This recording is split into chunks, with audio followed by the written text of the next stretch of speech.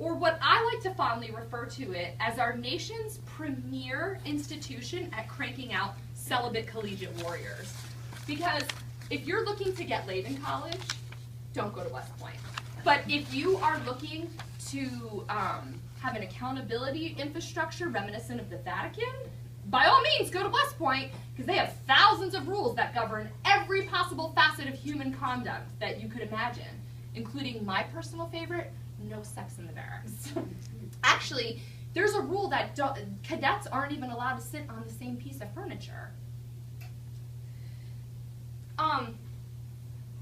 So besides the rules, West Point did so many other things to completely sabotage my attempt, actually, I mean, who are we kidding here, to become a collegiate sex kitten. You know, people are like, oh, they have that 9-to-1 male to female ratio, you should be able to score a guy easily. No, we would need a 999-to-1 male to female ratio. Because for starters, we had to chop off our hair. And there's a reason that I keep it this length, because when I chop it, I look like Seth Rogen.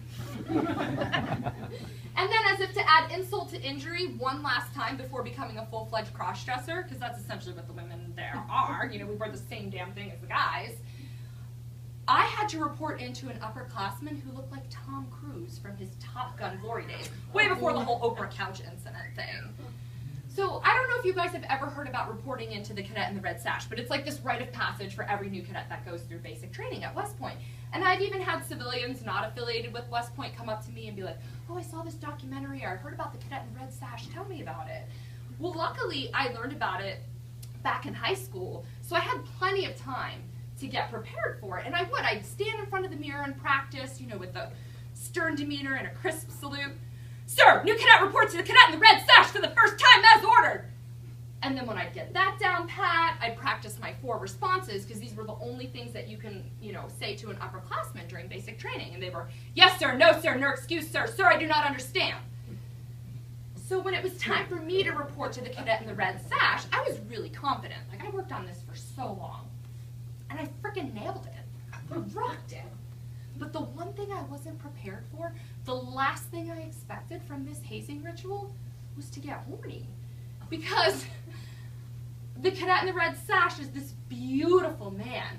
And as I'm reporting into him, and he's looking at me, my mind begins to wander. And I'm picturing him unbuttoning his crisp white uniform shirt and revealing his bulging muscles. And no offense, guys, but River Ridge High School did not make men like this. I was staring at chiseled beauty in its finest. And I just remember thinking to myself, like, thank God I was smart enough to get into this meat market. But just before I could, like, picture the cadet in the red sash down to his underwear, Cadet Man-Meat, he snaps me back to reality. New cadet, are you wearing contact lenses? So he was staring at my eyes. Yes, sir, I responded. You're dismissed. What? That's it? All that hype? All that for nothing?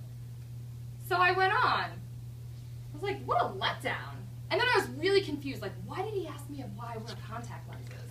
And soon enough I had my answer, because another upperclassman handed me the most disgusting pair of glasses I've ever seen in the face of the earth, on the face of the earth, and said, you are not allowed to wear your contact lenses or your regular glasses for the rest of basic training. These are your new lenses. So I go into my room and I put them on, and we call them birth control goggles for a reason. And I'm staring at myself in the mirror, and I'm like, Laura, you are really fucking ugly. And gaining the freshman 15 did not help my cause. Oh yes, you might be alarmed. I found the one thing that united me with collegiates all across America, only I wasn't partaking in all of that underage drinking and debauchery and beer guzzling and fun. You're probably wondering, wait a minute, how does a new cadet at West Point who's supposed to be doing rigorous exercise all day long gain so much weight? You want to know what the culprit is? Mess hall food. It's disgusting. It's got no nutritional value. I showed up to West Point a lean and muscular 124 pounds, but let me tell you, a steady diet of greasy meatloaf and Doritos, that's going to turn any great little bod into the Stay Puft Marshmallow Man. And then I had to become a food hoarder in the literal sense. Like, I would just eat as much as I could past the point of fullness, because at any time an upperclassman could get a whim and take your food away, and you weren't allowed to keep snacks in your room. But no big deal. It only took me 14 years to shed that extra West Point tire and resume my pre-Army weight. Not that I'm that weight now, it's, but anyway. And then, as if to add insult to injury, they made us weigh in public every week. So we'd have to all get on the scales to make sure we were following, because the Army has its height and weight standards. So all the guys that were in my unit could keep tabs on my hip and thigh expansion. And every week it just kept going up and up. And they're like, "New cadet, why are you gaining so much weight?" Soon I began to embody this urban legend known as the Hudson Theta, because West Point is nestled along the Hudson River, and the Hudson Theta is the angle between a female cadet's thigh and the saber that she wears for parades. And every year, that angle just gets bigger and bigger and bigger. And then, as if to add insult to injury, just like when I think I'm at my breaking point, we have to stand in formation and chant this battle cry. "We are not men, we are beasts, for you have made us beasts." And I was like, oh my God, imagine if I went into a bar and said that to a guy.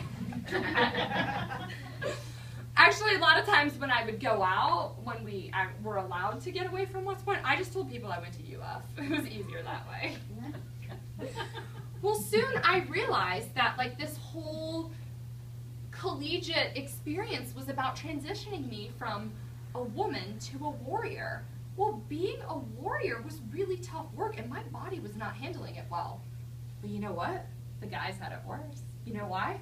They had no more morning wood. And they started to panic. They started spreading rumors. Our food must be contaminated with saltpeter. But the upperclassmen assured them, no, no, no. We admit it happened to us too, like it happens to the best of us. You're just stressed and you're tired. And sure enough, after basic training, the phantom erections returned. So they were fine. But even when we got into the academic year, I was way too tired. I was way too ugly to even think about the opposite sex. But some people, it did not matter. Probably because when you take the nation's most ambitious type A's, and they're still the age of college kids, and you throw them in one environment, come hell or high water, if they want to get laid, they're going to get laid, and they don't care about the rules. But instead of telling you all the details of where they got laid, I'm going to let you take home an op-ed that I wrote that was published in the Washington Post, talking about where West Point cadets like to have sex.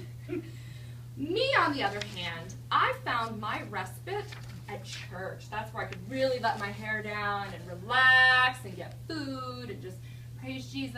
And I also discovered that I had this opera voice, apparently. So, that's always easy to get laid when you have that skill. And so I became the president of the choir, the Cadet Chapel Choir. And before going on, I would like to share with you what I was doing on a weekly basis while everybody else was out having fun. I should probably put this